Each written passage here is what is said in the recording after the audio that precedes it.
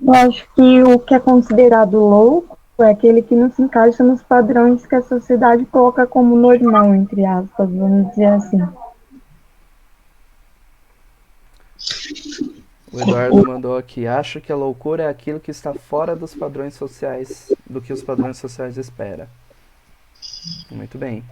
Quem mais pode dar essa opção aí, essa opinião? Que mais? É tudo aquilo que sai da norma. Interessante. É legal que a gente pensa nisso, né, da loucura, porque é exatamente isso, né, tudo aquilo que sai da norma, né, mas quem que determina essa norma também, né, O da que é onde que é essa norma, o que é a norma, exatamente, né, quem determina ela, quem disse que isso é o normal e o que não é, e é isso que a gente vai pensar um pouquinho aqui hoje, porque a loucura, né, a palavra loucura foi mudando conforme ali foi o passar dos anos, né?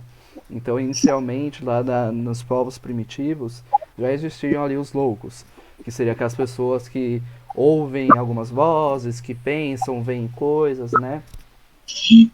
E essa loucura era vista Idade como... Média, né? Se a gente for pensar dentro do contexto da Idade Média, aquele sujeito que estava fora dos conceitos do que não só a sociedade, mas eu acho que aí a Igreja Católica tem um poder no sentido de normalizar os cidadãos do bem, aqueles que tinham um comportamento diferente, né, que eram consideradas as bruxas, os magos, pessoas que tinham algum tipo de poder extra, eram queimados aí pelo processo da Inquisição, né, se a gente for pensar historicamente. Isso. E antes disso mesmo, né? A Dani tá entrando também. Oi, posso falar um pouquinho? Pode, Claro. Tati. Isso que a professora Camila falou, eu estou procurando, na verdade, aqui no meu Face, porque essa semana mesmo eu compartilhei um post que fala louca, achei, Joana de Castela, louca é como chamam uma mulher quando querem silenciá-la, né? E aí conta um pouquinho a história dessa personagem, que era uma rainha, né? Que ela queria assumir o trono, Uhum. mas como não queriam que ela assumisse, disseram que ela era louca e deixaram ela presa o resto da vida. Então tem esse aspecto, né? Sempre que você quer silenciar alguém, se falar aquilo lá é louco. Isso. O Eduardo até falou um negócio interessante, que as religiões antigas pegavam essas pessoas, né, que tinham visões e audições e diziam que eram os oráculos.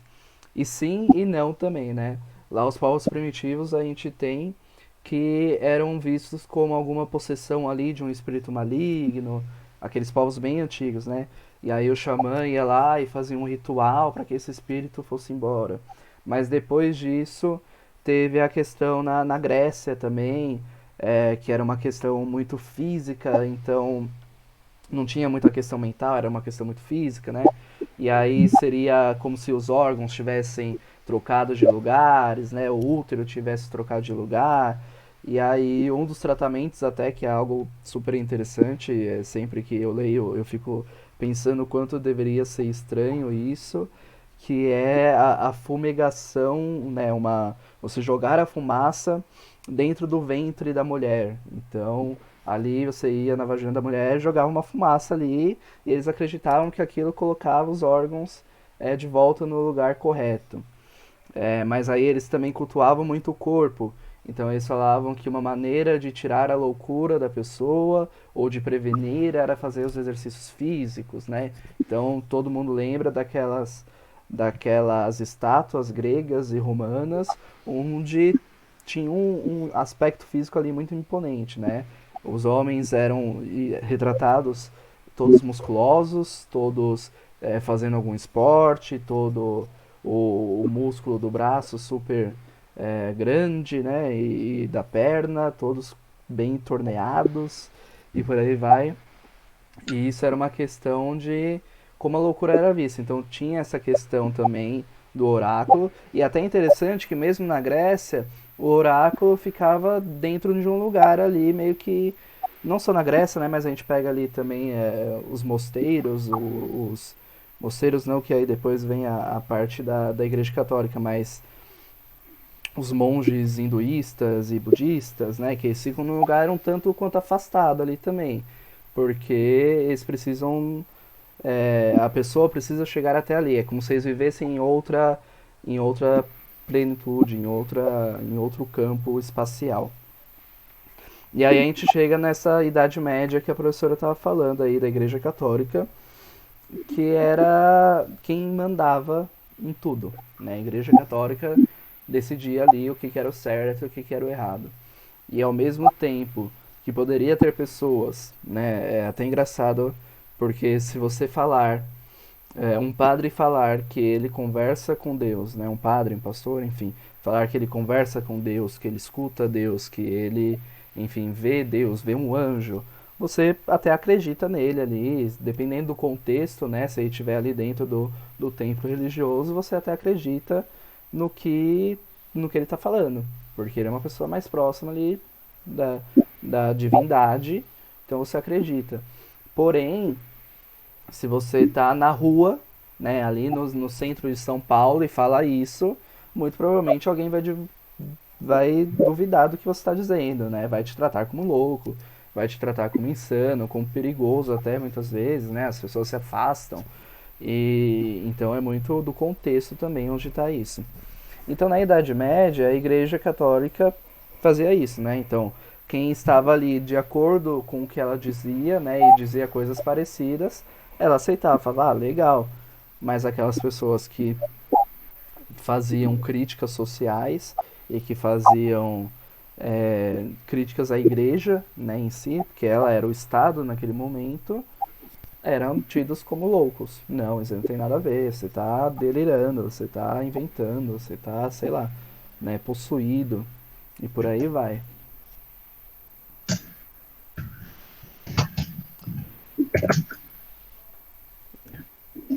Bom, continuando então. Gente, eu vou ficar muito angustiado se só eu falar, então, por favor.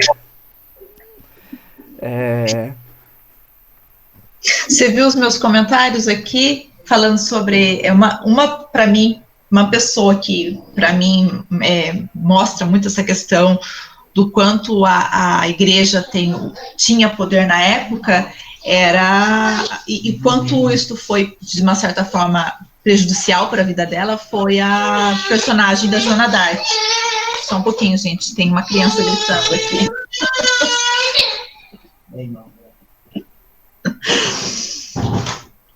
A criança saiu da sala.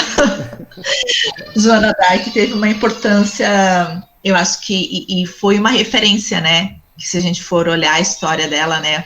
O quanto ela se mostrava corajosa, e que isso na época não era bem visto, né? As mulheres, elas tinham que ser, né, recatadas, polidas, não podiam falar aquilo que pensava, né? Isto era uma função majoritariamente do gênero masculino, né? Os homens podiam estar no poder, os homens tinham essa referência de poder dizer o que pensavam. As mulheres, elas tinham que ter esse comportamento mais apático, que era visto como mulheres bem comportadas, né? Eu acho que tem essa perspectiva, né? E ainda hoje, né, apesar da gente viver num tempo mais moderno, mais atual, né, as mulheres falam muito, elas não são bem vistas socialmente. Enfim. Exatamente, Eduardo. Né? Eduardo tá aqui falando que... Ela é recatada do lar, é isso mesmo. Eduardo tá aqui falando, né, que ela se transformou numa bruxa depois de não servir mais, porque enquanto ela tava ali falando de Deus, beleza, é do nosso time, bota a camisa aí e entra pro jogo.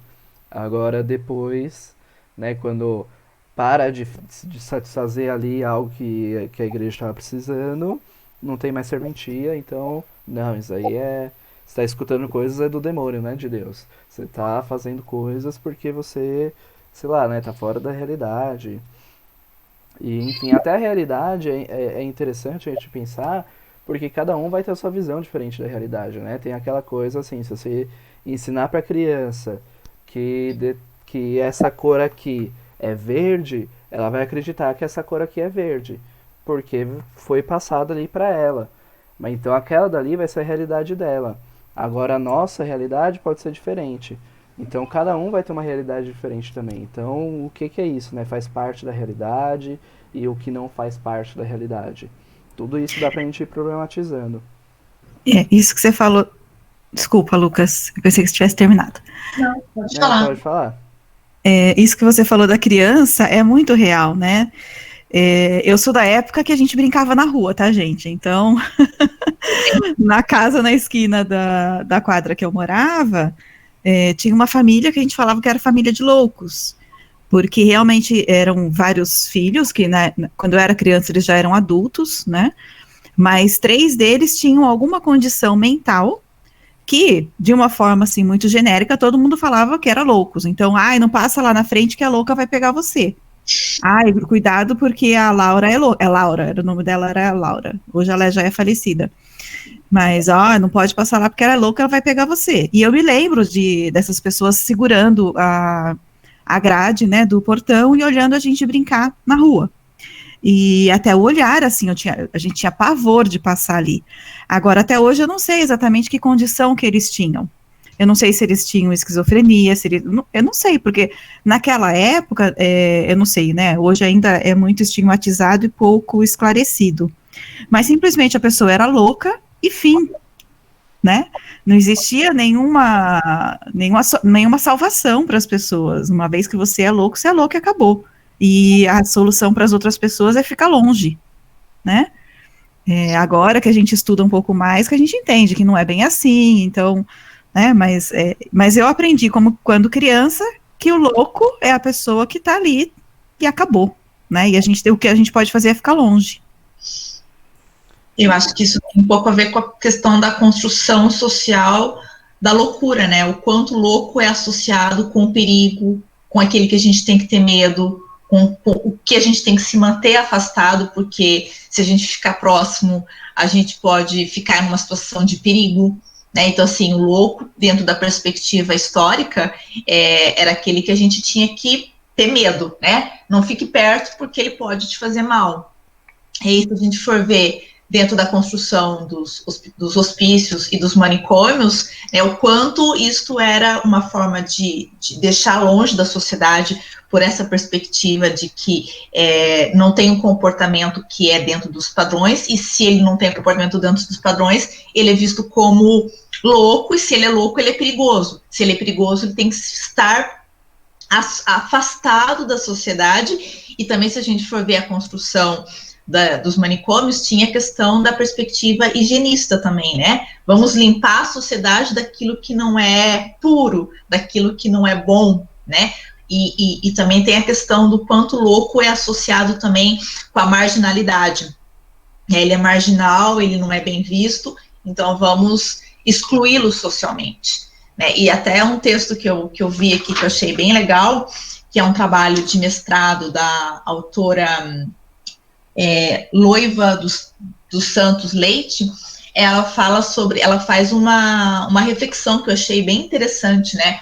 O quanto o processo das internações manicomiais, elas são muitas vezes avaliadas pelos peritos, né? No sentido de esse sujeito, ele é inimputável, né? Ou seja, ele tem uma condição em que ele não pode responder pelas próprias ações. E aí, dentro desse processo, ele fica lá por tempo indeterminado. Mas se a gente pensar na construção manicomial, em que não existe um processo de ressocialização desse sujeito, esse tempo indeterminado se torna uma prisão perpétua. Então, a gente tem que pensar que o sujeito que está dentro de um espaço manicomial, ele está muito mais prejudicado socialmente e na perspectiva humanitária do que aquele que é visto como preso comum, que está dentro de um sistema penitenciário, que tem ainda a possibilidade de sair, de ter a liberdade, enquanto aquele que é visto, né, na perspectiva da loucura, ele é visto como na perspectiva de que não tem cura, né? Ele não responde pelos próprios atos, então ele vai ficar ali pelo tempo indeterminado, entre aspas, mas é um tempo ad eterno. Então, acho que aí é uma questão também que precisa ser pensada. Eu acho que a Dani ia falar também. E só acrescentando, porque, boa tarde, pessoal, puxando um pouco para o meu lado, pelo que eu vejo, até isso que a Patrícia comentou no chat aqui, tem um pouco a ver com o processo da Cracolândia, por exemplo, né? As pessoas têm medo das pessoas que estão ali, né? E isso é provocado mesmo, para que tenha medo, mesmo para que tenha esse estigma de são perigosos, são loucos, e é até engraçado porque quando a gente faz o estágio do Mentes, que é lá na Craco, o nosso trabalho é exatamente mostrar para quem está ali de que não é bem assim, né? E aí é engraçado que todo mundo que vai para lá sai falando, nossa, eles não são perigosos, né? Tipo, não tem nada de perigo aqui, né? Enfim, então essa é a mesma lógica, assim, e é preocupante, né, pessoal, porque a gente está vivendo agora um processo, assim, essa última semana a gente teve repressões e ações policiais todos os dias, todos os dias. Isso já acontece, mas tá muito intensificado. Inclusive, nos dias que eu fui, eu cheguei a presenciar o fim de uma ação policial e foi bem complicado. Então, está acontecendo e a gente está observando que pode estar relacionado às eleições, né? Então, a gente tem o Bruno Covas tentando se reeleger. A gente tem alguns candidatos que fazem algumas menções a Cracolândia de maneira bem enviesada, né, para o lado que a gente vê que é ultrapassado, assim, essa questão de excluir, essa questão de eu preciso acabar com a Cracolândia e mandar eles embora daqui, isso mesmo, Henrico, desculpa, é uma visão bem higienista mesmo, assim, eu preciso tirar essas pessoas daqui, essas pessoas estão poluindo o centro, então, para onde vamos mandar? Vamos mandar para a periferia, né? Então, com essas ações policiais, o que a gente tem observado é que está bem esvaziada, mas que essas pessoas estão espalhadas pelo centro, estão se espalhando, mas continuam no centro. E aí, assim, a gente tem que pensar, assim, eu vejo que, assim, esse grupo de estudos, ele serve para a gente estudar a história e ver o quanto ela se repete hoje. O quanto a gente sai do lugar em alguns pontos, mas em outros a gente ainda continua patinando. E essa visão higienista que o Lucas traz, que é histórico, a gente vê hoje acontecendo, né? Essa tortura por meio das ações policiais. E aí eu posso até contar que eu estive na Cracolândia, que dia que foi? Quinta-feira. E, assim, por conta da pandemia, todos os dias a prefeitura serve marmita ali naquela região. E a gente vai para lá nesse horário para ajudar. E na distribuição de quinta-feira, olha só o que aconteceu. Um rapaz que frequenta ali a Cracolândia chegou até um policial e perguntou: escuta, para onde que vai a Cracolândia? Porque agora eles estão em locais diferentes, estão ficando em lugares diferentes.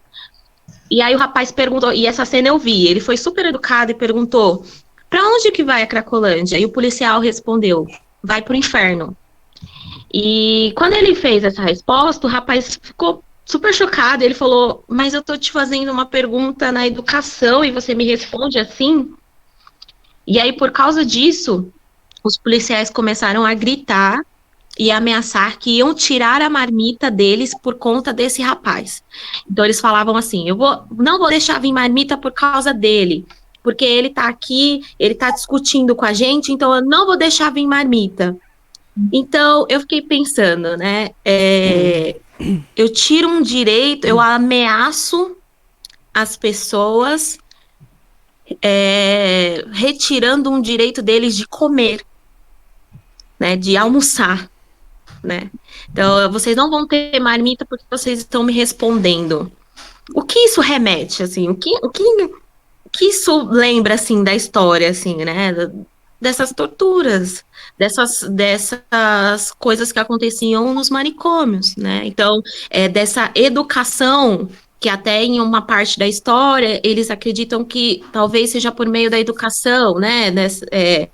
Que a gente recupere os loucos. Então, eu puno esses loucos para ver se eles se educam, para ver se eles voltam à razão.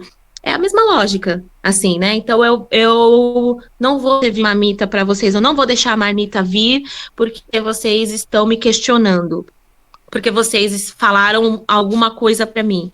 Então, só trazendo para o momento atual, porque é algo que está acontecendo, é algo que eu vi e que eu estou trazendo aqui para vocês refletirem nisso, assim, o quanto a história continua se repetindo, assim. E essas relações de poder também, né? De quem é que manda, quem é que escolhe se você pode comer ou não, sou eu, não é você. Sabe, a sua voz não é nem digna de ser ouvida, você não é ninguém nem pra falar comigo. Né? Se falar comigo, eu te mando pro inferno, porque não estamos no mesmo nível, não somos iguais, não somos, enfim, não morremos iguais, não nascemos iguais e por aí vai. E é interessante pensar exatamente nisso, né? Do quanto tempo já passou, quanto tempo mudou e determinadas coisas continuam iguais. Mudam-se os nomes, muda-se quem está no poder, né? Quem está ditando as regras, mas a repressão continua a mesma, a repressão ali do Estado, né? Que nem eu estava falando, na Idade Média o Estado ali seria a igreja.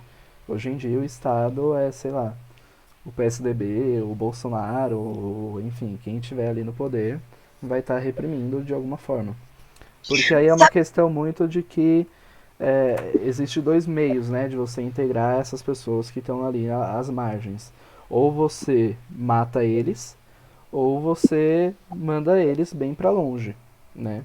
E isso existe desde a Idade Média, né? Ou você tem a Inquisição, que você não pertence ao mesmo grupo que eu, a mesma casta que eu, então eu te mato, né? Ou então eu te coloco ali no navio, na nau dos loucos e te mando, sei lá, pro inferno, literalmente, né? Porque você não sabe nem pra onde você vai parar, né? Você só coloca o povo dentro de um barco, manda o barco seguir o rio, onde o barco parar, eles descem.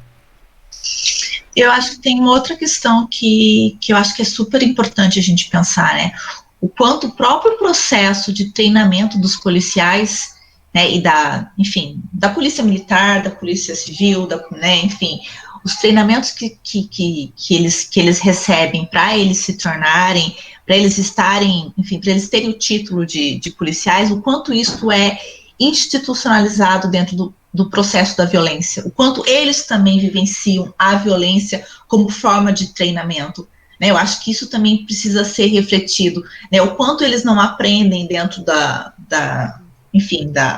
do processo de profissionalização, que para eu educar o sujeito, para eu trazer o bem-estar social, eu preciso buscar a violência, né? Então é uma violência que se repete.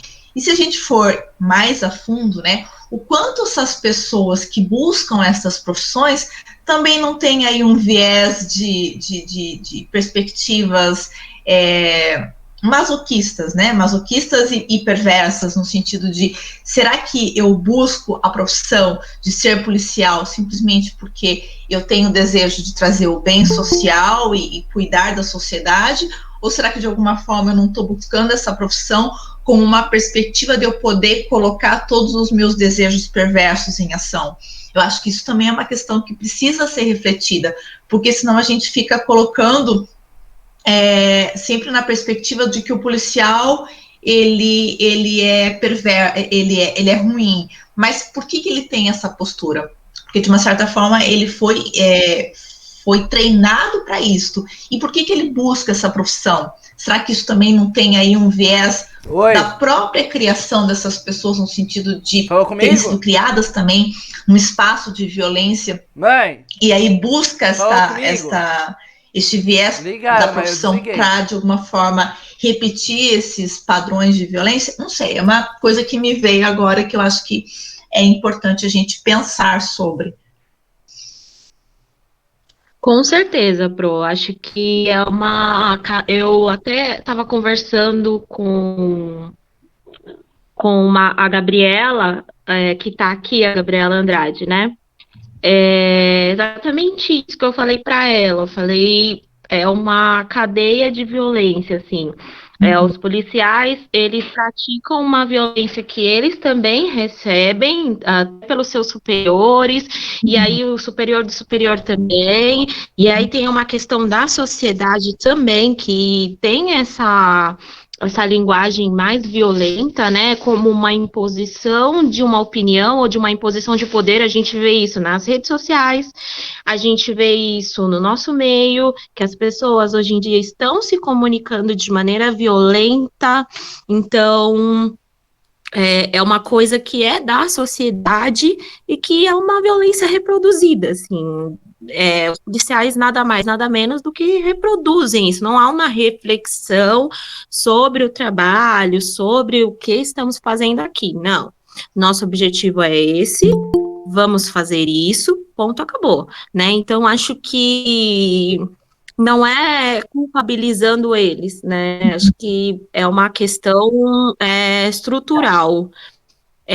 Mas a gente precisa refletir sobre isso, porque talvez esteja tão no automático deles, né? E a gente precisa tentar colocar isso em questão para que isso saia do automático, né? Enfim. Vocês falando isso me lembrou a questão da ditadura e também da Segunda Guerra Mundial, quando os tenentes foram a julgamento e perguntaram por que eles fizeram aquilo, e eles simplesmente responderam: eu recebi ordens, simplesmente cumpri. E tem o livro Maus, que retrata sobre o nazismo, e acho muito interessante. Os nazistas eram retratados como gatos, e os judeus, que a gente sabe que tem os judeus, ciganos, muita gente englobava nisso, que saía do padrão que era considerado europeu puro, como ratos.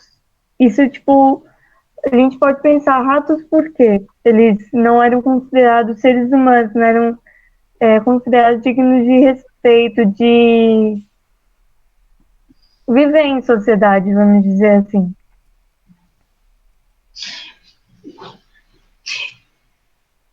E aí.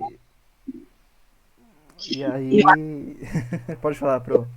Eu acho que é uma questão, né? Quando a gente vê aí nos noticiários, né? Eu acho que tem Rio de Janeiro tem sido sempre o foco disso, né? O quanto os policiais entram nas comunidades, eles entram atirando, né? Mas por que eles têm esse tipo de postura? Porque eles são cruéis? Não, porque existe existe uma norma por trás disso que solicita, vocês vão chegar atirando. Se eu não atiro, eu morro. Porque também tem o outro lado, tem o tráfico. Então, assim, é uma guerra que é matar ou morrer.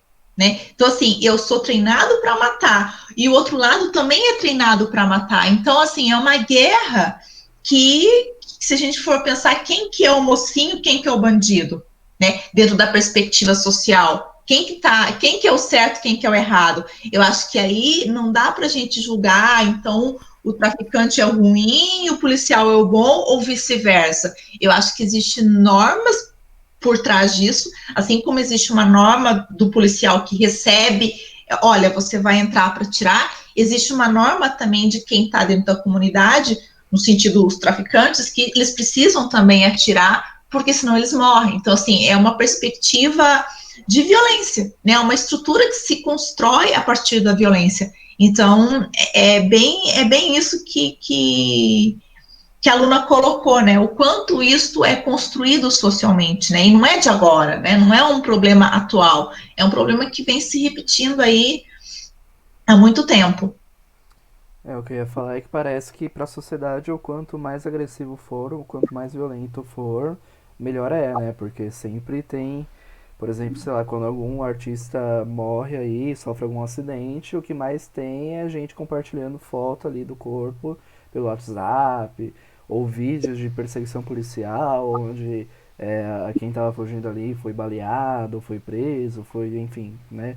O quanto que existe aí um, um, um prazer, exato, né? Eu tava tentando evitar falar isso, né? Mas existe um prazer aí nessa agressividade também, né? Existe um gozo ali, é, meio que escondido, né? Escondido assim, porque a pessoa acha que ninguém vai saber daquilo que ela tá compartilhando pelo WhatsApp, né? Ela escolhe as pessoas para quem ela manda, mas que tem um prazer ali, né? Prazer que às vezes ela nem percebe que ela tem, mas existe um prazer ali. É o prazer E prático, né? isso. E aí também, né, voltando um pouquinho na questão da Idade Média, a gente pode começar a falar então da institucionalização dessas pessoas. Então ali tinha a questão da Inquisição, que é aquela coisa de matar, você não merece viver, então morre, né, você não participa da minha religião, então morre. Ou isso não só em questão religiosa, né, mas a questão, por exemplo, que eu falei, da crítica social, então os poetas, os cantores que faziam críticas sociais ali nas suas obras de arte, as bruxas, né, que seriam ali pessoas, mulheres com algum outro conhecimento que elas não deveriam ter, ou que a igreja achava que elas não deveriam ter, pessoas que pesquisavam a anatomia do corpo, que pesquisavam as estrelas, né, tudo aquilo que a igreja não conseguia controlar, ela reprimia e matava, ou mandava embora, mandava ir pra longe, pra não morrer, né, tipo, ó, se você ficar, você morre, se você ir embora, talvez você tenha alguma chance, mas se eu te pegar, você vai morrer, né? Mas aí também nasceu algo que são os leprosários ali, né? Que são instituições onde as pessoas com lepra iriam ser tratadas de certo modo e iriam viver às escuras ali da sociedade, né? Porque é que nem a Dani tá falando na questão da Cracolândia hoje em dia, é aquilo, né? Se eu não quero te ver, eu te coloco num lugarzinho ali pra ninguém te ver também. Porque você não faz parte da minha paisagem, né? A paisagem que eu quero. E aí, esses leprosários eram como se fossem hospitais para essas pessoas da lepra, porém, em uma determinada época, não tinha mais o que fazer com as pessoas de lepra, hein? Mas tinha outras pessoas ali no convívio da sociedade que também incomodavam. E aí começou a colocar lá os loucos, os pobres, quem não trabalhava, né, tá ali na rua mendigando, vai pra lá. Você quer um teto pra morar, vai pra lá. Você tem doenças venéreas, vai pra lá. Você tem, como é que fala? Você é libertino, né? Você tem uma vida sexual super ativa e que todo mundo conhece. Você dorme com diferentes homens e com diferentes mulheres. Vai pra lá, porque você também não pertence a essa pra gente, né? Você não faz parte da nossa sociedade, vai pra lá, vai pra lá, vai pra lá. E aí nesse de ir pra lá, ir pra lá, ir pra lá, e até engraçado, né? Porque se você for pensar, a lepra era algo muito falado até na Bíblia, ali no livro sagrado, existia ali o leproso, que aí seria algo como uma pessoa que está ali pagando pelos seus pecados, né? E o quanto que essas pessoas tinham essa visão pela igreja também, né? Você é pecador, então você precisa pagar pelos seus pecados, então você precisa passar por momentos difíceis, vai lá, né? E foram lotando esses lugares. Tudo junto e misturado. Exatamente. As pessoas estigmatizadas. Eu tô lendo alguns comentários aqui também. Que a violência se retroalimenta, exatamente. Segregando as minorias e as pessoas estigmatizadas. A ditadura, muito bem lembrado, professora, a ditadura, né? Muito isso também, né? De se você não quer morrer, você vai embora. Se você quiser tentar a sua sorte, você pode ficar, mas muito provavelmente você não vai estar com sorte, né? Se a gente for ver a mesma lógica, né? Quem eram as pessoas exiladas na ditadura? Os artistas, os políticos que tinham um viés de lutar pela igualdade de direitos, aquelas pessoas que falavam, né, o que pensavam. Então, todas essas pessoas que tinham um comportamento que não era bem visto pelo viés da política vigente, era exilado, né? E aí temos vários artistas, várias pessoas, artistas, escritores, que é a mesma lógica se a gente for pensar da Idade Média, né? Todas as pessoas que tinham um comportamento fora do que era o esperado, ou seja, que falava demais, também não era, aí na Idade Média não era exilado, né? Era queimado na fogueira. Na ditadura teve pessoas que sumiram no processo da ditadura e que até hoje as famílias buscam aí, de alguma forma, a justiça, né, para de alguma forma, porque o corpo não vai ser encontrado, né, mas de alguma forma ser, como se diz? Acho que é justiça mesmo, né? É uma justiça, uma forma e até é interessante pensar nessa questão da ditadura, sem tentar fugir muito do tema, mas que quem defende esses tempos, falam que também havia uma resistência ali da parte dos comunistas, socialistas, com movimentos agressivos também, com bombas, enfim, uma tática de guerrilha. E aí me lembra um pouco um autor que tem se tornado cada vez mais famoso aí nos nossos meios, mas que ainda sofre muito preconceito, principalmente por ser negro, que é eu não sei se eu vou citar o nome dele correto, mas é Frantz Fanon, né, que é um psiquiatra negro, ele de uma colônia francesa, ele lutou pela Segunda Guerra pela França, né, e ele na tese de psiquiatria dele, ele fez ali um trabalho sobre Máscaras Brancas. Máscaras Brancas, exatamente, né, Máscaras Brancas e Pele Negra, é o nome do livro, que era a tese dele, e que falava dessa questão ele aborda um pouco, né, a questão da psicopatologia dos povos que são colonizados e dos povos negros também, porque eles sofrem essa repressão, né, e essa repressão acaba gerando ou uma psicopatologia ou uma força gera uma outra força de resistência, né, então o quanto que, se a gente for pensar na nossa ditadura, ou a pessoa, ou ela se submetia, ou ela morria, ou ela fugia do país, ou ela resistia, né? E aí a resistência ele vê como uma forma um mecanismo de defesa que está ali funcionando, né? Ele é um pouco da parte ali da psicanálise, ele pega também, é um mecanismo de defesa, né? Essa resistência. E aí a gente voltando para falar das questões dos loucos, né? E da loucura, aquelas pessoas que faziam que tinham surtos, né, dentro do hospital psiquiátrico e que eram contidas, né, seja levando choques, seja levando, sei lá, banho de água fria, afogamento, essas coisas, eram as pessoas que estavam resistindo ao mandamento ali, às regras da instituição. Então aquelas pessoas que batiam de frente eram as pessoas que sofriam as torturas, né.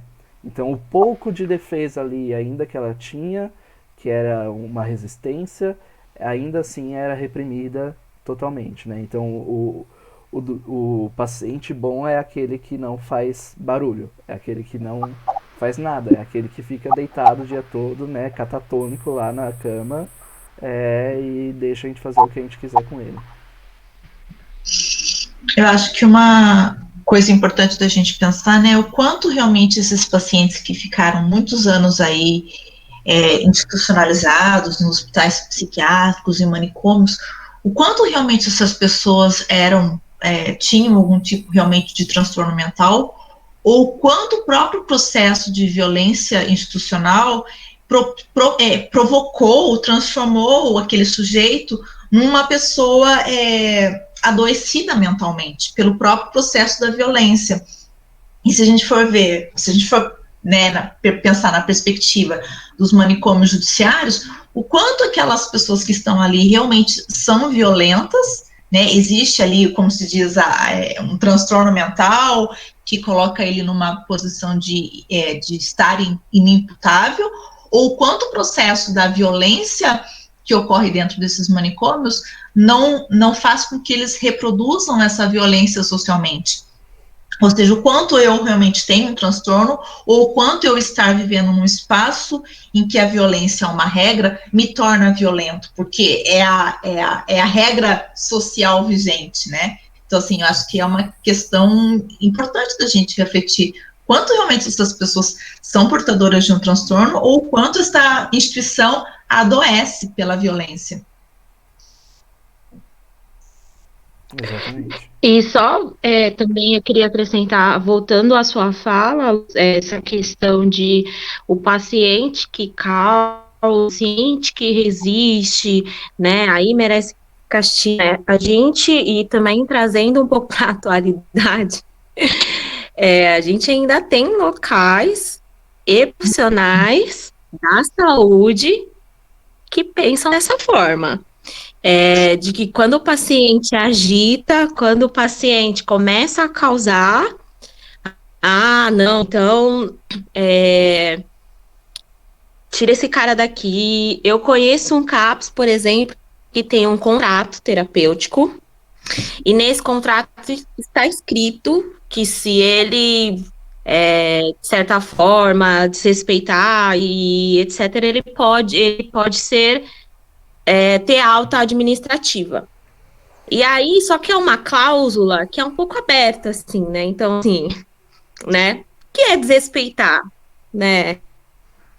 E aí o paciente agita, fica nervoso, e aí você vai tentar manejar, ele não aceita o manejo, pronto, me desrespeitou, alto, né? Então, isso ainda existe, né? E tem a questão da contenção também, que eu vejo que em alguns casos é necessário, mas eu já vejo um processo também de retrocesso em que o paciente agitou um pouquinho, vamos conter. Né, vamos amarrar no leito, vamos colocar ele bonitinho, que ele tem que ficar quietinho. Paciente que fica causando, não gosto. E assim, realmente é difícil lidar com um paciente quando ele está agitado, né? Quando ele, enfim, começa ali a gritar, a ser um pouco mais violento. É difícil mesmo de lidar. Mas eu fico pensando o quanto a gente, de novo, ainda reproduz essa lógica. Então, não quero mais esse cara aqui. Então, eu não quero ter que lidar com isso. Então, vamos amarrar, vamos aplicar uma injeção de Aldol nesse cara, vamos calá-lo, porque eu não quero estar gritando comigo aqui. Né? E o quanto a gente não consegue lidar com e aí é uma reflexão para nós que estamos se formando em psicologia, e boa parte aqui pode ser que atue com saúde mental, e entender que é isso, assim, tem paciente que não vai responder bem ao seu manejo, que não vai responder bem à sua intervenção, que vai agitar, que vai gritar, e aí, como você lida com isso, né? É importante a gente já começar a pensar para tentar sair um pouco dessa lógica que historicamente já vem sendo reproduzida, né? Aproveitando um pouquinho a fala da Dani, obrigada, Dani. Lucas, será que você poderia comentar um pouquinho? Você já tem bastante experiência no Mentes de Rua, né? Então, das pessoas com quem você tem contato ali, a gente sabe que muitas estão ali, mesmo no momento que são atendidas, sob influência de álcool e outras drogas, e nós sabemos que existem pessoas ali que podem ter transtornos. O que você pode trazer para a gente um pouquinho dessa experiência? Porque quando a gente fala em eleição, né, e luta antimanicomial, eu acho que isso é importante a gente conversar. Posso falar um pouquinho, sim. Vou até puxar a Dani na conversa, Paty, porque a Dani, ela trabalha no CAPS, gente. Ela trabalha no CAPS ali da Luz. É CAPS da Luz, né, que tá ali. Então é disso que ela estava falando, da experiência dela. Legal, Dani. Isso. Ela é do CAPS Cratódio ali, então centro de referência, álcool, tabaco e outras drogas. Mas, basicamente, né, eu vou ver se eu entendi um pouquinho essa pergunta. Qual é a sensação que eu tenho ali, né? O que eu consigo observar da situação ali? É isso, Paty? É isso, das pessoas que estão ali. Quantas realmente tem transtorno, né? Que você, né, consegue ver que provavelmente tem um transtorno. e como que essas pessoas estão sendo atendidas, ou se elas estão ali, né, soltas totalmente. Então, como o Mentos funciona apenas uma vez por mês, é um pouco difícil a gente saber se o transtorno vem antes da situação de rua, vem durante, vem depois, vem por conta do uso de substância, vem, enfim, sei lá, hereditariedade, né? Mas assim, alguns a gente vê que é muito questão, principalmente, né? É até um pouco difícil a gente ver questão de delírios e alucinações, assim, grandiosas. É, a maior parte é aquela questão que a gente vê com os nossos colegas, então ansiedade, depressão, principalmente porque está longe da família, conflitos familiares, não vê mais a filha, ou lembra porque falou com a filha a última vez na semana passada por telefone, a filha querendo ir ver ele, mas ele não quer que a filha veja ele em situação de rua, o jeito que ele está, né? Então são questões bem comuns, assim, não tem nada muito específico. Óbvio que tem ali de vez em quando, uns delírios grandiosos, né? Então, alucinações auditivas. Já peguei gente que fala que conversa com Deus e Deus não gostava que ele usava máscara, porque a pandemia, na verdade, Deus mandou e para fazer, né, ver quem confiava, quem tinha fé realmente nele e quem não tinha, e todo mundo que usa máscara não tinha fé. E esse senhor se recusava a colocar a máscara porque ele achava que Deus ficaria bravo com ele se ele colocasse, né? E mesmo assim a gente tem que fazer o atendimento sempre dando um passinho para trás para manter essa distância segura pra gente também, né? Mas é engraçado porque são pouquíssimos casos de alucinações e delírios. A maior parte é ansiedade, depressão, ou só uma tristeza porque está longe da família, nunca mais viu a família, se arrepende do que fez. E aí acaba usando a droga ou a bebida como remédio mesmo, né? O quanto que as substâncias são, na verdade, para ajudar eles, né? Não é que eles perderam tudo por conta das substâncias. Ao contrário, né? Eles têm a substância porque eles perderam tudo, né? E aí é engraçado porque você vê eles falando, né? Eles falam pra você, olha, eu bebi porque eu tava com fome, sabe? Eu tava com frio, então eu acabei de ir ali beber um corote inteiro em uma golada. E eu não tinha o que comer, o corote é muito mais barato, o corote, sei lá, é R$1,50, R$2. Com a inflação deve estar 3 no máximo.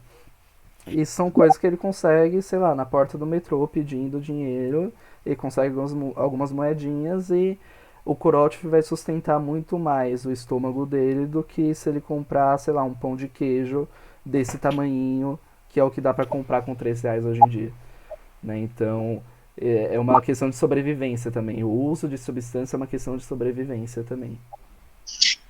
Se a gente for pensar... Com certeza. Pode falar, Pro. Eu acho que se a gente for pensar na questão da droga, eu acho que em muitos casos a droga é o menor dos problemas ali, né? Eu acho que tem toda uma questão de existência humana, o quanto esse sujeito foi excluído, o quanto ele foi marginalizado, o quanto ele foi violentado às vezes desde muito cedo, desde o começo da infância, o que aquele sujeito teve que passar na vida para sobreviver. E aí a droga, muitas vezes, entra como esse recurso para a minha existência, ela é tão fragilizada, eu me coloco num lugar de que realmente as pessoas me olham como se eu não existisse, como se eu não tivesse uma identidade, como se eu não fosse ninguém, que eu preciso usar a droga até para eu lidar com tudo isso, para eu não ter que olhar para essa minha fragilidade e para tudo aquilo que eu já vivi, que em alguns casos é só desgraça mesmo, o quanto essa droga entra aí como um recurso para o sujeito. Então, se a gente olhar só pela perspectiva da droga, a gente deixa de olhar esse sujeito como um sujeito existente, como um sujeito que tem uma subjetividade, uma vida, né? Ele tem uma trajetória de vida. Se a gente for olhar só para o momento atual, a gente vai ver, ele é um dependente químico. Tá, mas o que mais que ele é? Ele não é só isso, né? Isso faz só parte de um contexto da vida dele. Né? Eu falo que, às vezes, a droga ali é só 2% da vida. O restante é a violência, a exclusão.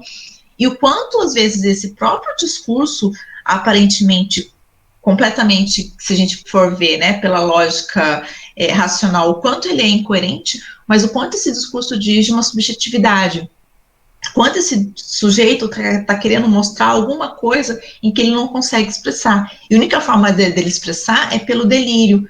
Então, se a gente for olhar só pela perspectiva diagnóstica, a gente vai ver, ele é um usuário, ele é um dependente, ou ele é um esquizofrênico. Tá, mas o que tudo isso quer dizer dentro daquela trajetória de vida? Só uma reflexão aí. Dani, acho que você ia falar alguma coisa É, e e eu só, também vou querer falar um pouquinho depois. Essa questão do uso por ter fome é uma coisa que eu vejo muito, né? E aí, outra coisa que eu já ouvi paciente falar para mim é assim: eu tenho medo de dormir na rua, por inúmeros fatores. Então, eu bebo para que eu possa dormir e conseguir ficar lá na praça, porque eu não tenho um local para ficar. E isso é uma realidade. A gente tem fechamentos de vários albergues na região do centro, então essas pessoas não estão tendo onde ficar, e aí são poucos, né? Os governantes estão meio que, não, mas a gente abriu um ali, tá, mas quantas vagas são, né? Então, assim, a gente tem uma diminuição de vagas, e aí eles falam, bom, eu vou ter que dormir na rua, então eu preciso beber, porque é o único jeito de eu dormir. Essa questão da alimentação também. Já teve um que falou assim para mim: Dani, eu não tenho banheiro, eu não tenho onde ir no banheiro. Então eu vou beber, porque se me der vontade de fazer xixi, eu tenho onde fazer xixi. Se me der vontade de fazer o número 2, aonde eu vou fazer o número 2? Então eu vou comer e aonde, né? É um processo digestivo, né, gente? Entrou, uma hora vai sair. E aonde vai sair? Né? Então, é bem complicada essa questão. E aí eu queria responder um pouco dessa pergunta que eu achei bem legal do Juan. Ô, Juan, você Dani, tem que falar mais com a gente. só deixa eu falar um Pode negocinho. falar. Não, do quanto Pode. que é o uso da substância também dá um acolhimento social para essas pessoas. Porque ele, muito provavelmente, assim, dificilmente eu vejo alguém usando a droga e anda sozinho. Né? Normalmente, a pessoa que compra ali uma garrafinha de bebida divide com os amigos. Né? Ele oferece, até no Mendes tem gente que oferece pra gente, tipo, toma aí comigo, pega um copo aí, sabe? E o quanto que tem algumas outras experiências que eu conheço, mas assim, dá um pertencimento pra ele. Sabe, ele perdeu tudo, ele perdeu a família, ele perdeu a casa, perdeu o trabalho. A única coisa que ele tem agora é aquelas pessoas que estão ali junto com ele e que usam alguma substância ali junto com ele. Aquela ali vira a família dele. Então ele acaba usando também para estar ali no grupo, para ter um lugar onde estar. E é isso que a Dani falou. Em grupo eles estão mais protegidos. Né? Então você acaba usando, você acaba entrando numa família, você acaba. É a única coisa que eles têm, né? A substância é a única coisa que liga ele com outras pessoas e com até mesmo com os profissionais da saúde. Agora a gente pode ir para a pergunta do Juan. Juan, só falei porque a gente gosta muito de você, sempre participa com a gente. Então, eu vou te falar um pouquinho da minha experiência. Eu tô há 1 ano e 6 meses no Capscode. E aí, assim, o que eu vejo de manejo quando a pessoa tá produzindo esses delírios, né, de Deus, espiritualidade, né, a gente não consegue fazer intervenções confrontativas. Então, porque a gente está falando de Deus, né? Deus né, para cada um, né? Enfim, quando a gente está falando principalmente desses delírios da questão que falam de espiritualidade, que falam de Deus, que falam, né? Enfim, eu, pelo menos na minha prática, eu vi que não dá certo ficar confrontando, Como eu sou um pouco flexível, né, a isso, eu gosto de entrar no delírio junto com a pessoa. Sim. Então, eu vou conversando com ele, e aí é super legal, assim, porque a gente acaba produzindo diversas reflexões, e eu me questiono muito, porque é isso, né? O que a gente denomina por loucura? O que é a loucura? Né? Né? E aí eu Você tento pode continuar ver a parte como aqui, por nada favor? mais é o que um modo de pensar diferente do meu. E aí, por que esse modo de pensar diferente do meu não pode me acrescentar? Não pode me ensinar? Né? Então, eu sempre, quando as pessoas chegam nesse delírio, e aí eu uso também para qualquer tipo de delírio, assim, eu sento e converso sobre esse delírio. Então, me conte mais sobre isso. Como é isso para você? São as perguntas, né, chave de todo psicólogo. Né? Como que é isso para você? Me conte mais. Não entendi tal parte. Você pode repetir? Você pode falar mais? E eu vou falando e eu vou mostrando para ele que é isso. Esse é o modo de pensar dele e dessa forma também a gente vai mostrando que ele não precisa agitar para colocar a opinião dele, que eles às vezes sabem que é diferente, que aquele delírio, alguns até têm uma noção de que eu tô, né, falando algumas coisas diferentes, né? Eles não têm a noção do delírio, mas eles têm a noção que eles estão falando coisas diferentes. E aí, quando eles veem, por exemplo, um profissional que faz uma cara tipo, pronto, né? Você está me desrespeitando, você está tirando a minha autonomia. Quando vem um profissional e fala, ok, estou entendendo o que você está falando, fale mais para mim disso, conte mais para mim e tenha paciência de ouvir, você está mostrando para ele, ok, o seu delírio, ok pensar assim. É isso, é o seu jeito de pensar, tá ok, né? Enfim, a gente não tem por que confrontar, a gente não tem por que colocar. Porque se a gente confrontar, é a mesma lógica da sociedade, de querer normalizar essa pessoa, de querer impor uma opinião que é minha, uma opinião que é a dita normal, uma opinião que é meio que vai de encontro com a razão que é posta, né? Quando eu vou contra essa lógica e falo, existe uma razão, mas o que você está me falando não precisa ser oposta a essa razão, pode ser a sua razão, né? E ouvir essa razão, a gente está dando autonomia para esse cara. A gente está falando, você tem direito de pensar assim. Você tem direito de ser assim. O que é oposto a essa lógica que a gente está estudando da loucura. E aí faz super a diferença. Vejo que todos os pacientes vinculam muito mais com o profissional que age dessa forma. Não são todos. Não são todos os profissionais que têm essa flexibilidade, que têm essa paciência, né, de ouvir aquilo que é diferente, né? Mas quando você se dispõe a ouvir, quando você se dispõe a estar ali, o vínculo é outro.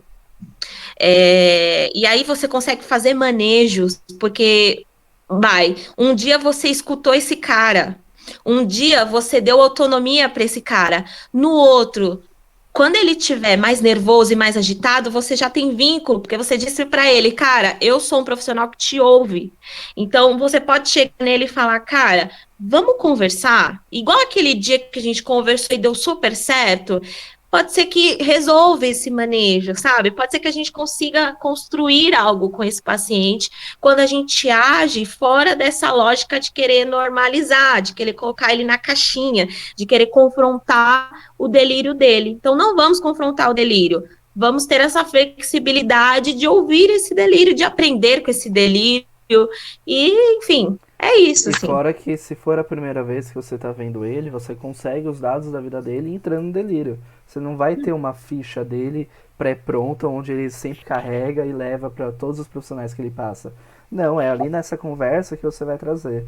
Essa pessoa que eu atendi no Mentes, ali nessa conversa ela falou que ela já passou pelo judiciário, que ela ajuda, frequenta tais e tais lugares, ajuda tais e tais pessoas, já morou em tal lugar, já morou em tal bairro, em tal cidade, veio para São Paulo em tal época da vida dele. Então você vai conseguindo entrando.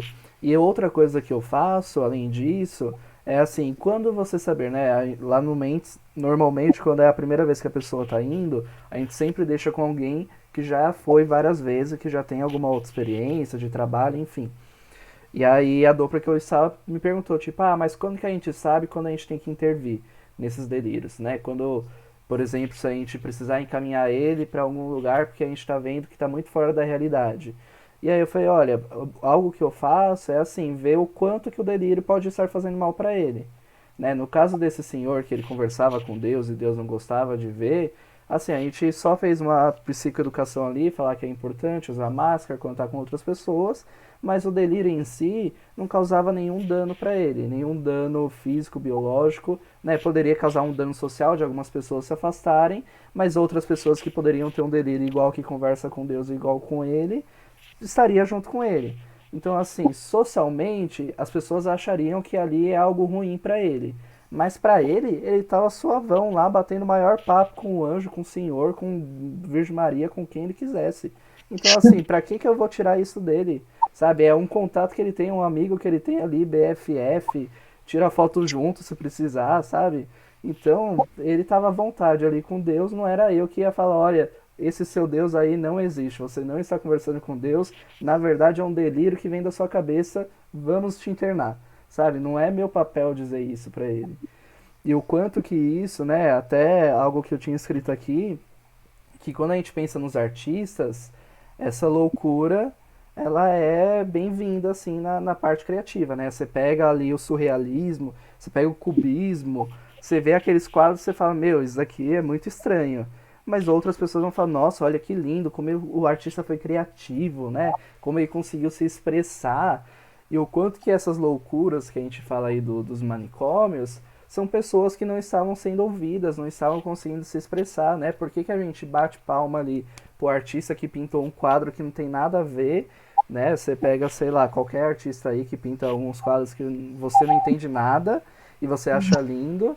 E por que o louco que conversa com Deus você não vai achar lindo? É uma maneira dele se expressar. Sabe, ali ele tava falando, olha, eu não concordo que tem que usar máscara. Era o jeito dele de falar, né? Ele usou a justificativa dele, mas era uma maneira dele se expressar. E toda expressão, né? Toda expressão da subjetividade, toda expressão, todo diálogo, toda palavra que as pessoas usam é importante. E nos ajuda a ver a realidade de uma maneira diferente, né? As várias realidades.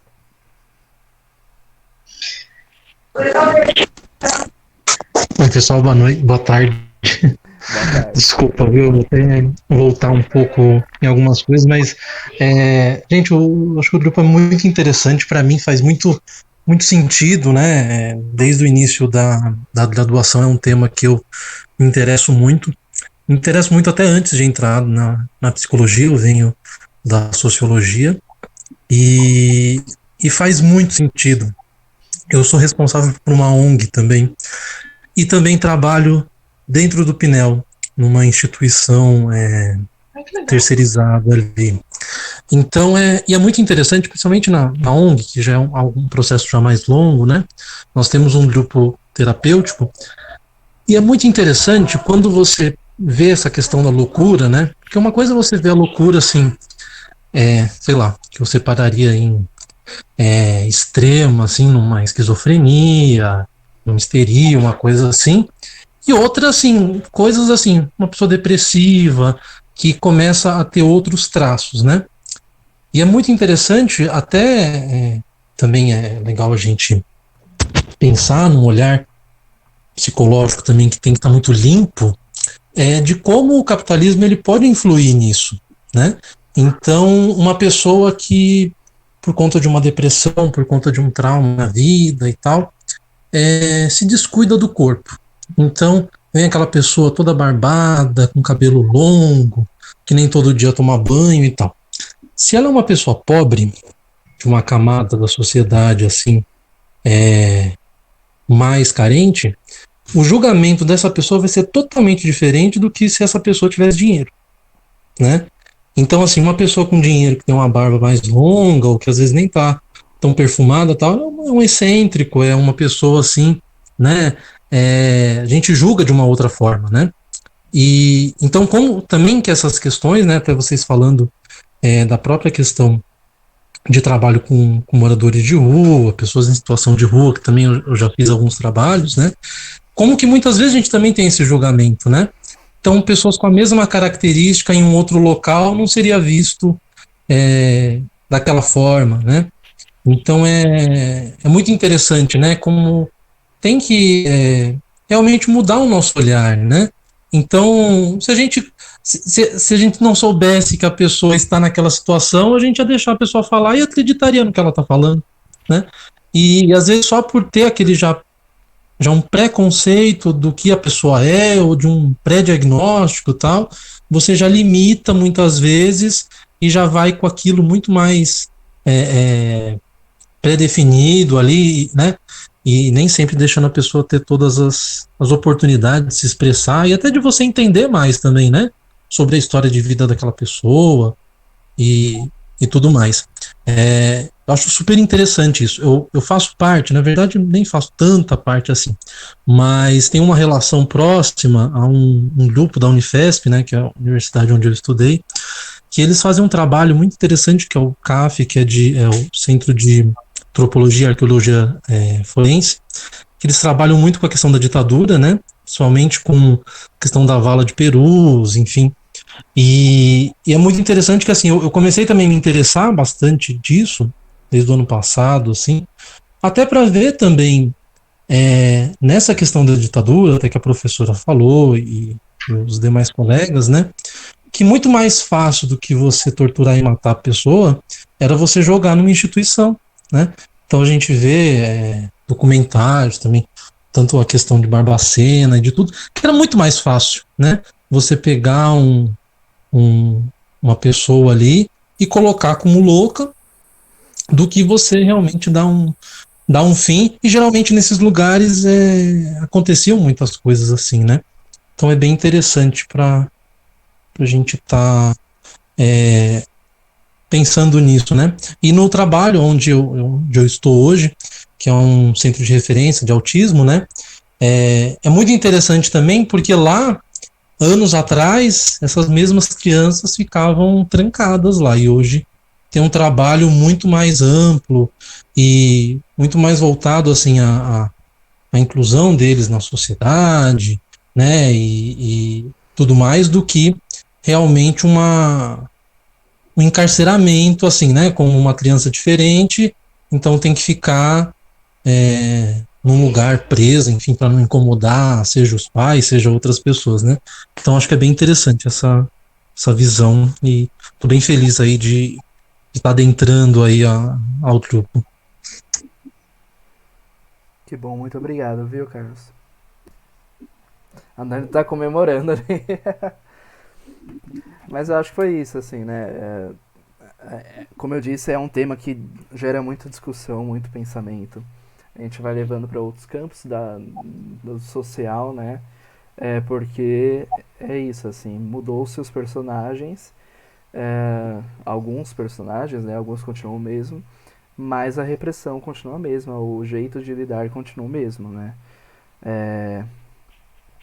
Saindo ali da Idade Média, tem ali o Renascimento, tem o Iluminismo, tem a Revolução Industrial, e aí entra essa questão aí do capitalismo, do capital, né? Quem não produz não merece viver com a gente, não merece estar em sociedade.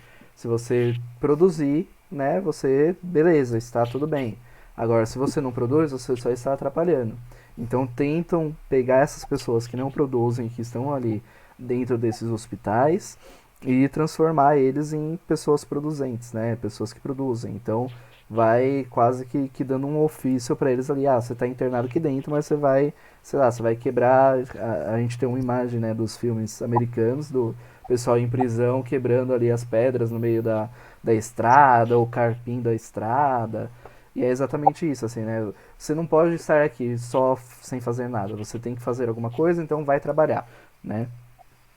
Então a gente sai ali do século XIV, XV, de asilo, né, totalmente, né, manda essa pessoa para bem longe, ou pelo menos para algum lugar que eu não possa ver, pode ser dentro da cidade, mas eu não posso olhar para ele, e aí chega o século XVII e XVIII e coloca eles dentro dos manicômios para poderem trabalhar e produzir, né. Deixa eu ver mais o que aqui. E que aí começa definitivamente, né, os disciplinadores, né? Então, as torturas, né, os métodos que eram tidos como tratamentos, mas que a gente sabe que não ajudavam em nada, né, e que era mais uma forma de conter, né? Então, amarrar a pessoa, deixar ela presa, dar choque, bater, sei lá, enfim, deixar amarrada no tronco para ver o que, né, pelo menos acalmar ali naquele momento. Eu não conheço essa série, Eduardo. Vou pesquisar. Eu acho que eu já ouvi falar. Não tenho certeza. Acho que provavelmente eu já vi o trailer, mas eu não sei te dizer. Enfim, o louco então é aquele ocioso, improdutivo, né, vagabundo, o que não serve para trabalhar, o que não serve para a sociedade e que merece ficar preso, já que ele não presta para nada. Porque aí eles eram tidos como aqueles que não querem produzir. É como se fosse. A culpa, né? Nunca mesmo depois, quando chega a parte médica, a moral médica, né? Que o médico detém todo o saber. A culpa nunca é do médico, né? Eles sempre usam o pretexto de tratamento para tentar chegar numa cura. Mas a falta de chegar nessa cura, a culpa nunca é do médico. É sempre do doente. É sempre ali da pessoa, da loucura, porque ele não quer abandonar aquele sintoma, porque ele se acostumou, não quer trabalhar, não quer, enfim, né? Como se fosse algo benéfico para ele estar isolado do mundo. Mas enfim. E aí, o Pinel, né? Agora eu lembrei que o Carlos falou do Pinel.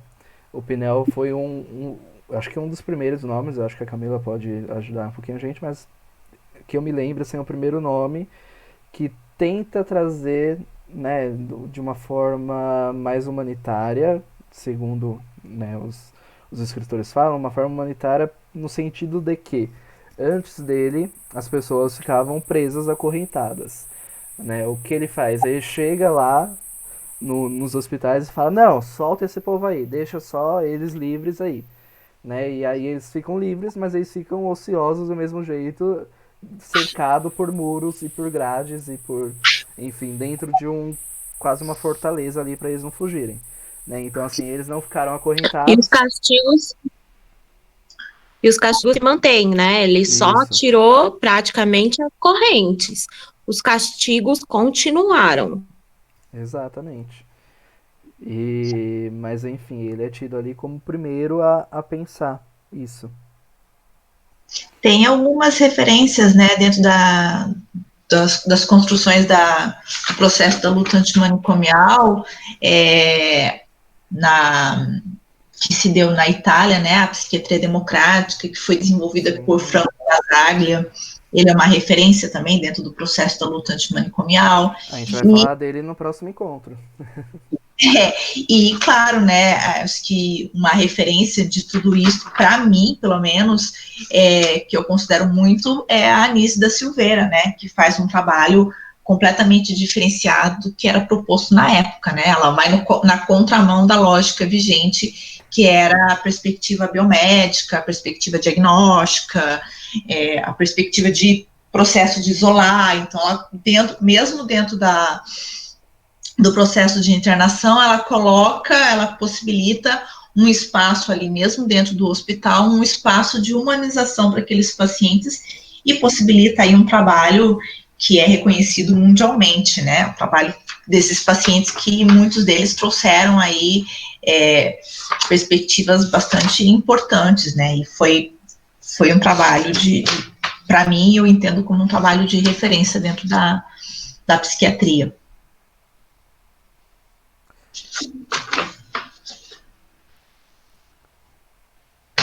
O pessoal aqui está falando do uso da arte, né, para humanizar os pacientes. e uma forma deles se comunicarem também. E aí tem um autor que vai bastante no, faz um trabalho paralelo, né, com a perspectiva dessa criação mais espontânea, que é o artista, não sei se vocês já ouviram falar, que é o Jean Dubuffet, que ele cria o conceito de arte bruta, né, que é uma arte mais verdadeira, mais a arte da essência, que ela é o tipo de arte que não tem a perspectiva teórica de nenhum estudo científico, mas é a arte criada por pessoas comuns, né? Pessoas da sociedade, pessoas que não têm um estudo. E aí ele também baseia um pouco dessa forma de arte trabalhada, realizada pelos pacientes psicóticos, por crianças.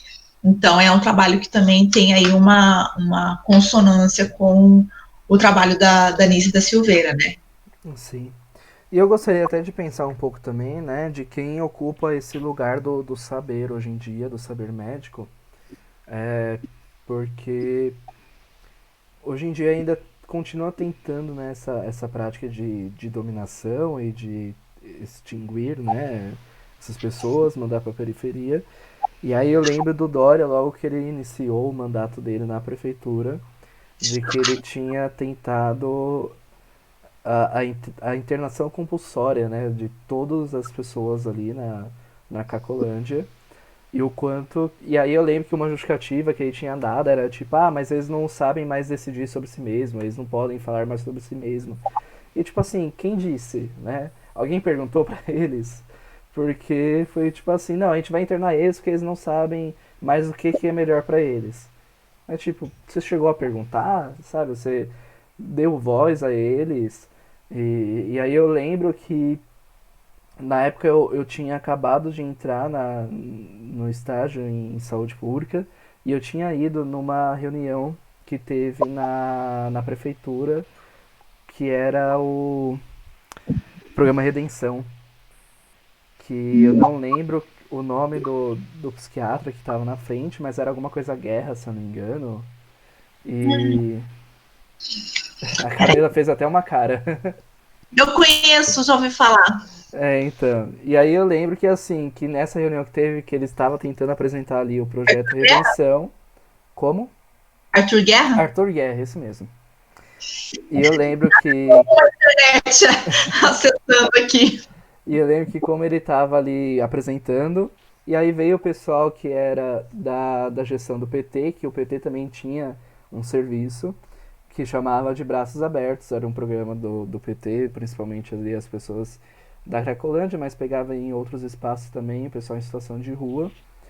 E aí eu lembro que o pessoal do PT levou quem trabalhava, não só quem trabalhava, mas quem era beneficiado também por esse programa, pra ir lá e falar, tipo, olha, vocês não perguntaram pra gente, então a gente veio aqui conversar com vocês. Né? Tipo, olha, a gente não concorda, a gente acha isso, a gente acha aquilo. E aí, só contextualizando um pouco, o programa de Braços Abertos, ele era um programa do governo do PT, do Haddad, na prefeitura, no qual era oferecido moradia para essas pessoas em situação de rua, porque, afinal de contas, o maior problema delas é a questão de não ter onde morar, onde fazer as necessidades, manter um nível de higiene, porque na rua não tem nenhum chuveiro público por aí, até onde eu sei, né? Dificilmente. Eu fui com a Dani no último Mendes que teve lá Agora na tem. Caco.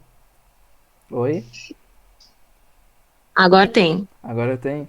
Eu lembro. Tem. Tem um. que fica onde, Dani? Fica na Praça Júlio Prestes. Ah, É um banheiro é verdade, eu feminino e lembro. outro masculino. Eu lembro que eu passei lá com Tem até você. as tendinhas lá. Mas o bebedouro que fornece água quebrou, tá? Então eles estão sem água. Água, tá, gente? Água, não tem água. Não tem água. Se quer água, se vira. Não tem água. É isso. E aí esse programa de Braços Abertos dava um mínimo de dignidade para essas pessoas, né? Dava moradia, que era o que teoricamente todo mundo deveria ter. E aí a partir da moradia eles conseguiam entrar em trabalhos e conseguir uma renda, e enfim. E aí a justificativa que o pessoal do Dória deu é tipo, mas com essa renda eles vão usar drogas. E eles vão quebrar aonde eles estão morando. Mas, tipo, não, sabe? Se eles estão aceitando o programa é porque eles não querem mais isso, sabe? Eles não querem ficar vivendo na rua ou lugar sujo ou enfim, né? Eles estão tentando mudar. E aí é o quanto que algumas instituições não respeitam essas vontades, né? Ainda hoje existem instituições onde o paciente trabalha para estar ali, né? Existe aí algumas comunidades terapêuticas que ficam no interior e que as pessoas vão lá para tentar se livrar ali do vício, da dependência química, mas para você estar ali você tem que ajudar trabalhando na roça, porque o trabalho dignifica o homem, né? Era essa frase que tinha lá em Auschwitz, e é mais ou menos isso que ainda se baseiam hoje em algumas comunidades terapêuticas. Então, para você se livrar da sua dependência, você tem que ver que você consegue trabalhar, mas trabalhe para a gente. Não arrume um trabalho em outro lugar que você ficará com todos os frutos do seu trabalho, né? Não, você trabalha pra gente ficar ali se sustentando e sua família pagando pra gente também. E o quanto que é isso que eu disse várias vezes aqui hoje, que os personagens mudaram, mas as situações continuam a mesma, né? Mudou-se o local, mudou-se os personagens, mudou-se os nomes, e as situações continuam a mesma.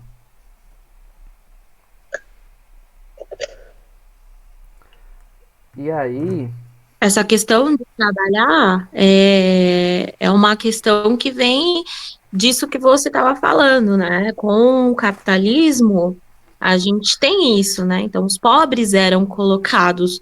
Então, você não produz, então, tchau, né? Você vai ser castigado por isso.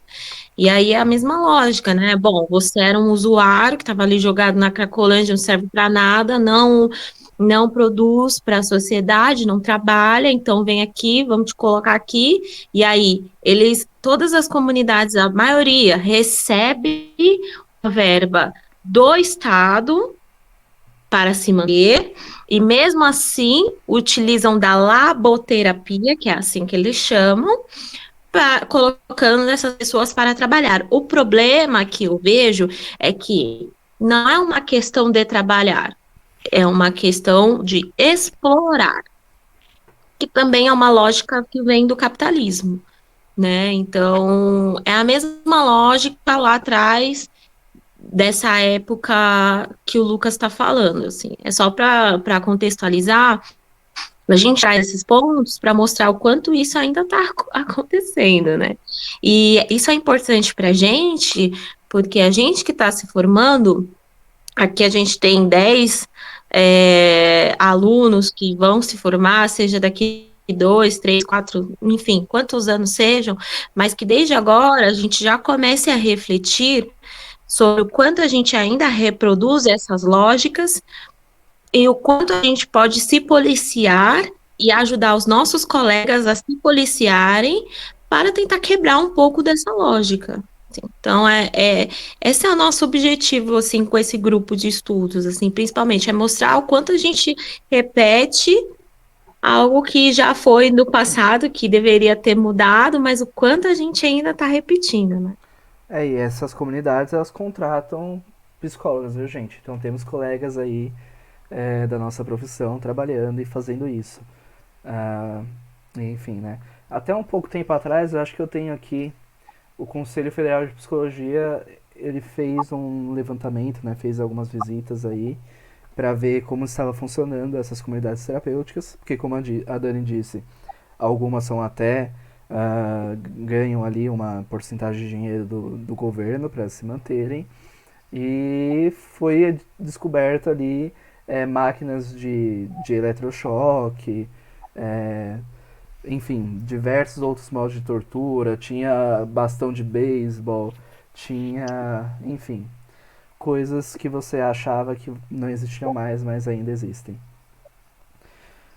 Acho que tem uma outra questão, né? Como que a sociedade vai conseguir pensar num processo de socialização e até inserção destas pessoas no mercado de trabalho, se muitas vezes o usuário de droga, o dependente químico, o paciente com transtorno mental, ele é colocado no lugar tanto da questão da marginalidade como no lugar da criminalidade, como se todo dependente químico fosse de alguma forma criminoso. E aí, se ele é criminoso, ele é perigoso. E aí, ao processo de socialização e de integração desse sujeito por meio de possibilidade de autonomia, de cidadania, até próprio da questão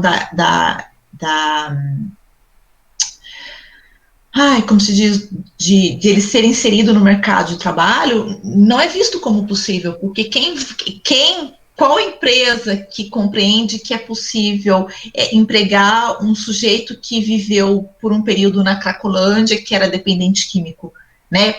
Eu não conheço nenhuma empresa que tem esse perfil de integrar e possibilitar a inserção no mercado de trabalho destes usuários, porque eu acredito que muitos deles, né, talvez desejem estar inseridos em alguma forma de mercado de trabalho para ter uma autonomia, para ter uma cidadania, para ser visto como cidadão, no sentido dentro dos padrões da sociedade. Então, acho que precisa também ser pensado nisso, né, porque o dependente químico, ele diretamente ele já é associado como se ele estivesse no lugar da criminalidade. Isso aí. Juan, você quer falar um pouquinho mais sobre esse comentário que você colocou aqui no chat?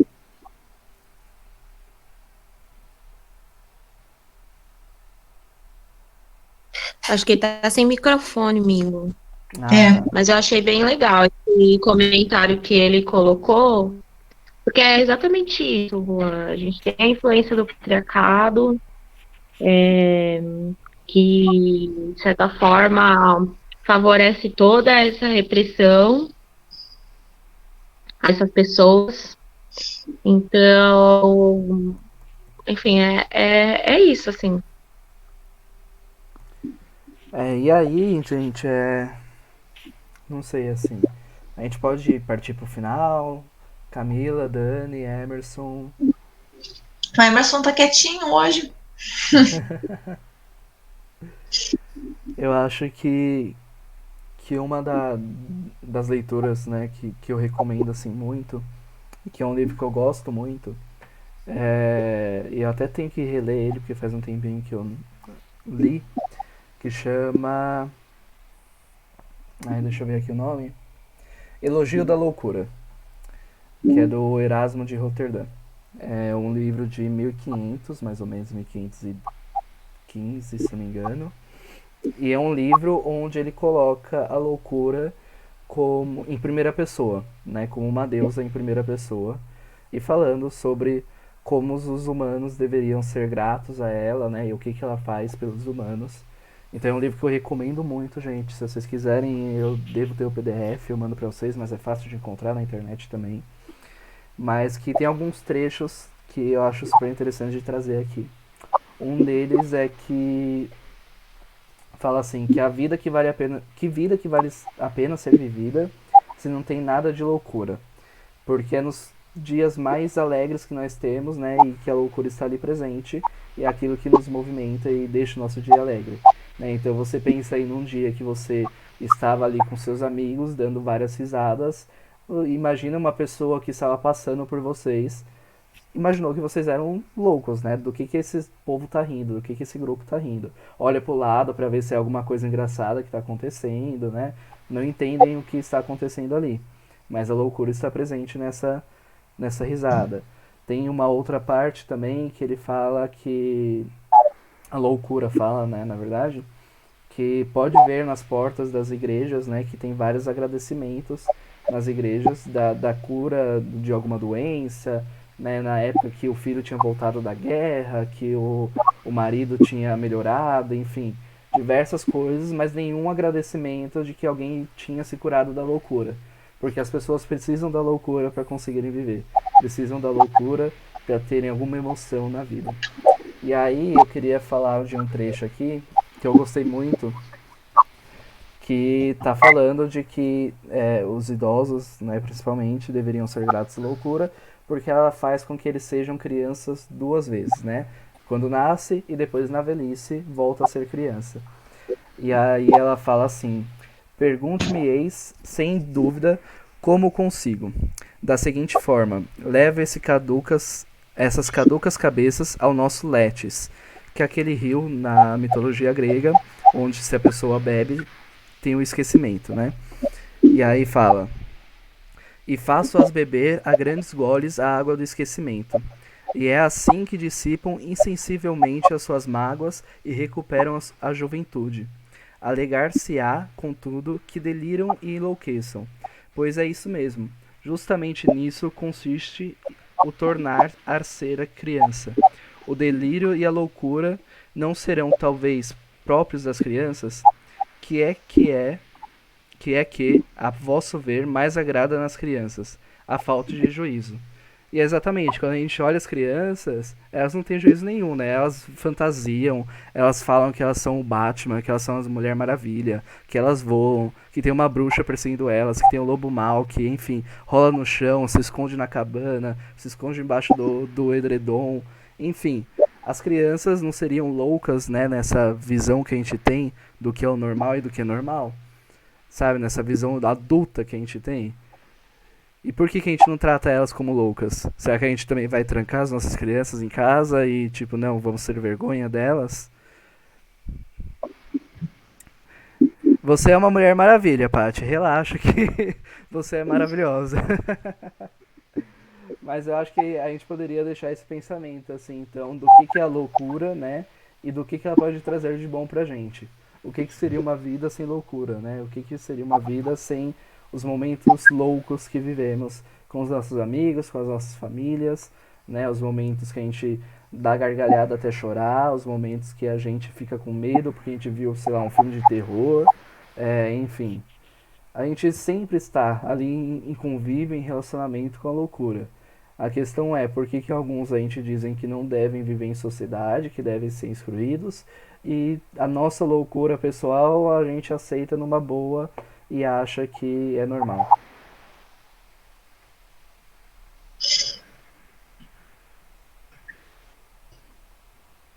Perfeita a sua fala, acho que é isso, assim, só reforçando que, assim, a gente acabou de ver que na história os loucos